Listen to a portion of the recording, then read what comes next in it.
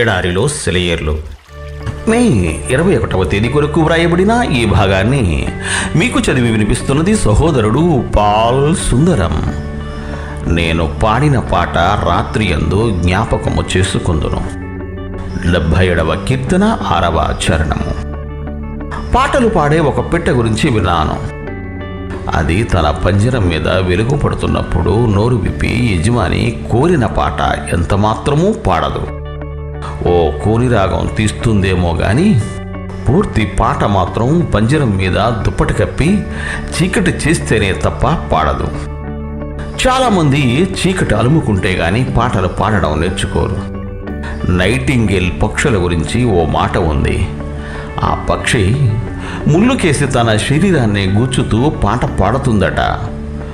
దూతలు పాడే పాటలు రాత్రులు మాత్రమే వినిపిస్తుంటాయి. అదుగో పెండ్లి కొడుకు వస్తున్నాడు, ఎదురు వెళ్ళండి అనే కేక అర్ధరాత్రప్పుడు వినిపిస్తుంది.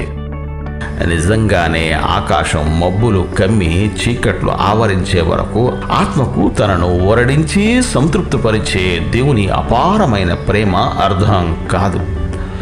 వెలుగు చీకట్లోనే జన్మిస్తుంది. ఉదయకాంతి రాత్రి చీకటి కడుపులో నుంచే వస్తుంది.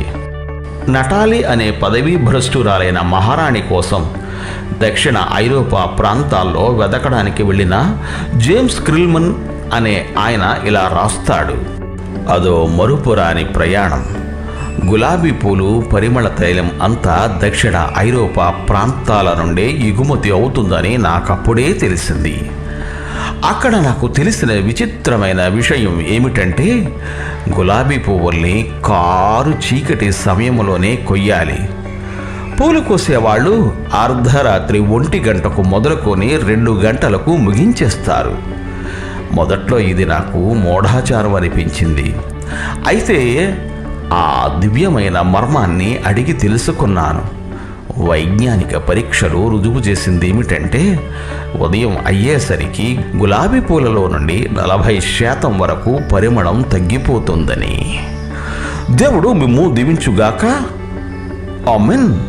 ఆమెన్.